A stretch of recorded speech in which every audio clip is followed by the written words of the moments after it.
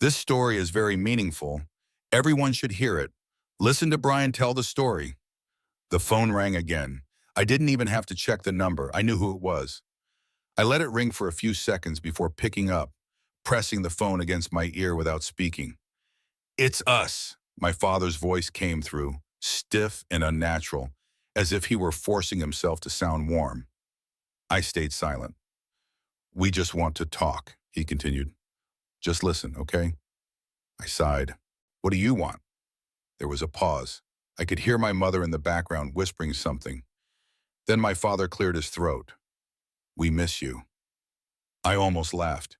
"It's been 12 years, he went on. "We think it's time to reconnect. We know things were difficult in the past, but we want to fix things." "Fix things?" I repeated. "Now, after 12 years?" "We've always cared," my mother said, her voice suddenly clearer, stepping into the call. "We sent money every month. We made sure you were okay." I couldn't hold it in. "You sent a check. That doesn't mean you cared." There was silence on the line. I pressed further. "What changed?" I asked. "Why now?" Again, a pause. Then my father spoke, and this time there was a waver in his voice. Something uncertain, something defensive. "It's your sister," he admitted. And there it was. I felt a cold laugh rise in my throat. "She's struggling," he continued. "She's acting out. And people are starting to talk.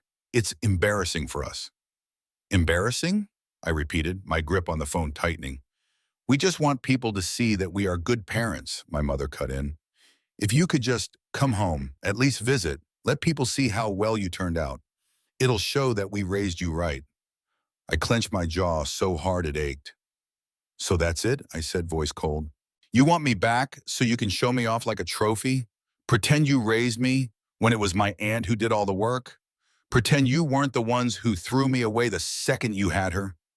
"It wasn't like that," my mother said quickly. "Wasn't it?" I shot back. "You dumped me the moment she was born, and now, because she's not your perfect little girl, you suddenly remember I exist?"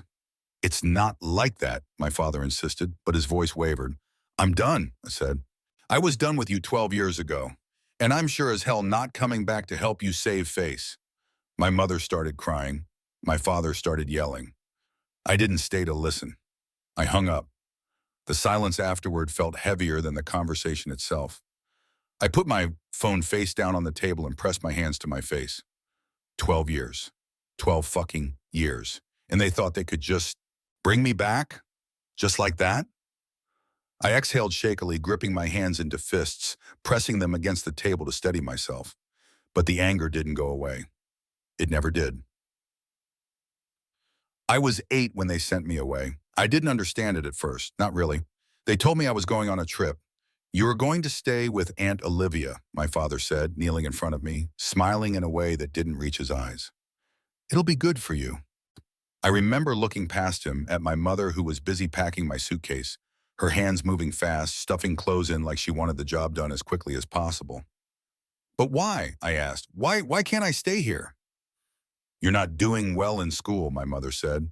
"But I'll do better," I promised, suddenly feeling frantic. "I promise, I'll be good." My father's smile didn't change. "It's already decided," he said simply. And that was that. The drive to Aunt Olivia's house was long. I sat in the back seat, holding onto my backpack, staring out the window as the city turned into countryside, as the familiar streets disappeared into long stretches of nothingness. I don't remember crying, but I do remember feeling hollow. When we arrived, Aunt Olivia was waiting for us. She had the kindest eyes I'd ever seen. "Hey, sweetheart," she said, kneeling down to my height, brushing my hair from my face. "I'm so happy to have you here." I looked at her, then back at my parents. My mother wasn't looking at me. My father placed a hand on my shoulder. "Be good," he said. Then they left. I stood in the doorway watching their car disappear down the road. They never looked back. Living with Aunt Olivia was different. She was patient. She never raised her voice at me. She never made me feel like I was a burden. At first, I struggled. I was angry, confused. I lashed out at school, at home. But Aunt Olivia never gave up on me. She listened. She sat with me at the kitchen table helping me with my homework, even when I got frustrated and threw my books. She told me stories before bed, stories about people who had been lost but found their way again.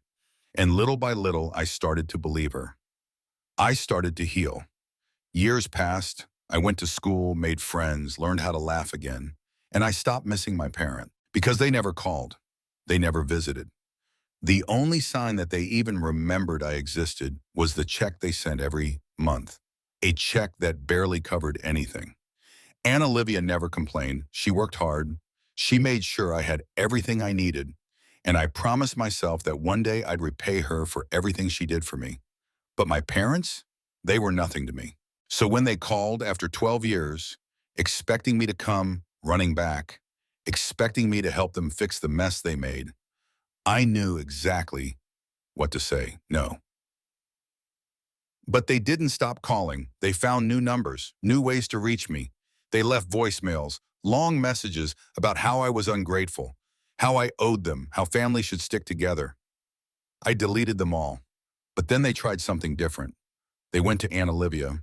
She sat me down one evening, her face carefully neutral. "They called me," she said. I stiffened. "They said they want to see you," she continued. "They want to fix things." I scoffed. "They just want to use me." She nodded, but then her expression turned serious. "Your grandparents found out," she said.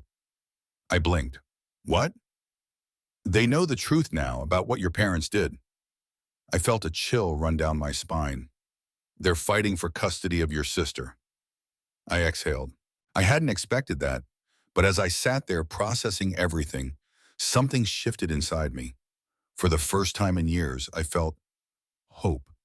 Hope that maybe, just maybe, my sister wouldn't have to grow up the way I did. Maybe she could be saved. Maybe it wasn't too late. And maybe, just maybe, my parents were finally going to lose. A few days after my conversation with Aunt Olivia, my phone rang again. This time it wasn't my parents, it was my grandparents. I hesitated before picking up. I hadn't spoken to them much over the years. They were good people, but they had always trusted my parents' version of events, assuming I was just a troubled kid who needed to be somewhere better. But now they knew the truth. "Hello?" I answered. "Sweetheart." My grandmother's voice was soft, but there was an urgency in it. "We need to talk. Your parents are fighting us on the custody case." I swallowed. "Of course they are. They're saying we're making this up," she continued, "that we're exaggerating the situation. They're trying to make it seem like your sister is just going through a phase, that the cigarette thing was a one-time mistake." I sighed. "It's not." "We know," she said, "but the court needs more." I suddenly had a bad feeling in my stomach. "More?" I repeated. She hesitated. "We need your testimony." The room felt smaller. I gripped my phone tighter. "You want me to speak in court?" "Not necessarily in court," she reassured me, "but a statement, something official, something that shows what your parents did to you to prove they aren't fit to raise another child." I let out a slow breath, running a hand through my hair. "Sweetheart, I know this is a lot," she said gently, "but your words could help your sister." I closed my eyes. I had spent years pretending my parents didn't exist. I had buried the memories, the pain, the rejection. I had told myself that as long as I never had to see them again, none of it mattered. But now, here I was. If I spoke, if I put everything out there, I could help my sister, but it also meant reopening wounds that had barely healed. I stayed silent for a long moment before finally whispering, "Okay." The statement wasn't easy to write. Every word felt like peeling back old scars, exposing wounds I thought had closed. I wrote about how they had ignored me, how they had discarded me like I was nothing. I wrote about the night they packed my suitcase while I begged them to let me stay. I wrote about the years of silence, the way they never called, never visited, never acted like I even existed. When I finished, I sent it to my grandmother. She thanked me, told me she was proud of me. But my parents, they were furious. After them, the next time they called, they weren't pretending to be nice anymore. "What the hell is wrong with you?" My father's voice boomed through the phone before I could even say hello. I didn't flinch. "Hello to you too," I said flatly. Don't play games with me, he snapped. You told the court lies. You made us sound like monsters. I didn't lie, I said simply. You're twisting everything, he shouted. We gave you a good life. We made sure you were taken care of. And this is how you repay us? A humorless laugh escaped me. You gave me a good life, I echoed. By abandoning me, by treating me like a burden? We sent you money. Money isn't parenting, as I shot back. Do you know what you've done? My mother's voice cut in, sharp with desperation. Do you know how embarrassing this is for us? Everyone is talking about us. Do you have any idea how humiliating that is? I closed my eyes. This isn't about you, I said. But they didn't care. They never had. Utek. A few weeks later, I got another call. This time it wasn't my parents. It was my sister. My heart stopped. I hesitated before picking up. Hello? There was silence. Then a small, hesitant voice. Is this really you? I exhaled. Yeah, I said. It's me. She didn't say anything for a long time. Then in a voice so quiet I almost didn't hear it, she whispered, Why did you leave? My chest tightened. I ran a hand over my face, unsure of how to answer. I didn't leave it, I said finally. They sent me away. Silence, and then her voice raw and shaky. They told me you didn't want me. I felt my breath catch. What? They said you left because you didn't want a little sister, she said. They said you didn't love me. Anger burned in my chest. How could they? How could they lie to her like that? That's not true, I said firmly. I never left you. They sent me away. I never got a choice. More silence. I waited, heart pounding, unsure of what she would say next. Then, in a voice so small it broke me, she asked, Can we meet? The first time I saw her, I almost didn't recognize her. She was taller than I expected, but there was something about her that reminded me of myself at her age. Something in her eyes, something lost, something searching. We sat across from each other in a small coffee shop. She stared at me like she was trying to solve a puzzle. So, she said finally, stirring her drink, You're real. I huffed a small laugh. Yeah, I'm real. She looked down, tracing patterns on the table with her finger. I don't know how to feel, she admitted. That's okay, I said. They lied to me, she whispered. I nodded. They lied to both of us. She clenched her jaw. I hate them. I shook my head. Don't waste your energy hating them, and it won't change anything, she exhaled. So what do? I studied her. You have a choice, I said. You can let them shape you into what they want, or you can break free. But if you do that, you need to be ready to walk away. She stared at me, then slowly she nodded. And in that moment, I knew she was going to be okay. We both were. Weeks passed. My parents stopped calling. Maybe they finally realized I wasn't coming back.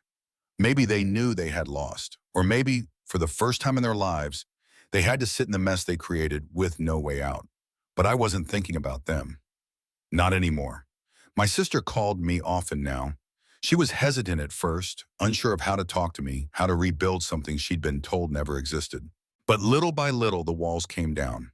She told me about her life, about the loneliness, about how she had everything she ever wanted, but nothing she actually needed, and I told her the truth.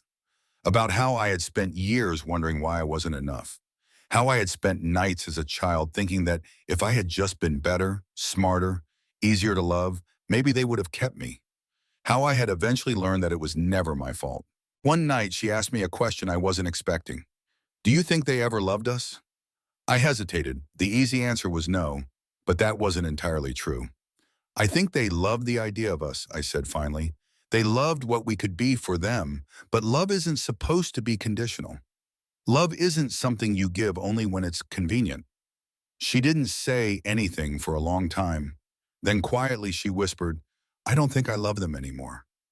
I didn't tell her what to feel. That wasn't my place. But I did tell her that it was okay to choose herself. That night, she blocked their numbers. I don't know what happened between her and my parents after that. I imagine there were screaming matches, accusations, tears, but I never asked. All I knew was that she started spending more time with our grandparents. She started making plans to leave. She started making plans for a future that wasn't dictated by them. And for the first time in my life, I felt like I had done something right. As for my parents, they were left with nothing. No trophy child, no perfect image, just the weight of their own choices, staring back at them. Maybe one day they'll realize what they lost, but by then it'll be too late. And maybe that's the real punishment. To live knowing that the only people who could have ever loved them unconditionally walked away because they never gave us a reason to stay. What do you think? Do you believe some people just aren't meant to be parents? Have you ever experienced something like this? Let me know in the comments. And if you enjoyed this story, don't forget to like and subscribe for more real-life stories that will make you think.